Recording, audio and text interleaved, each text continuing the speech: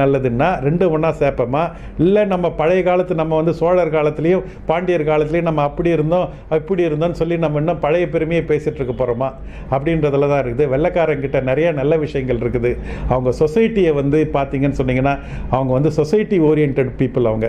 அவங்க சொசைட்டிக்கு ரொம்ப முக்கியம் கொடுப்பாங்க. அதாவது ரோட்டில் வந்து குப்பை போட மாட்டாங்க, சிக்னல்னா நிற்பாங்க. இங்கே வந்து we are only constable conscious, நம்ம சிக்னல் கான்ஷியஸ் கிடையாது. நம்ம போலீஸ்காரன் நின்னா தான் நம்ம சிக்னலில் நிற்போம். நமக்கு சொசைட்டிக்கு எப்படி கரப்ஷன் எப்படி புறையோடி கிடக்குது, எப்படி நம்ம வந்து குப்பை போடுறோம், எப்படி நம்ம வெளியே வீடை ஒழுங்காக வச்சுக்கோ நம்ம. ஆனால் நாடு எக்கேடு கட்ட போனால் நமக்கு கவலை கிடையாது. காந்தி திரும்ப ரொம்ப அழகாக சொல்லுவார், சமுதாயத்தின் நலனில் தான் தனி மனிதனின் நலமும் அடங்கி இருக்கிறதுன்னு.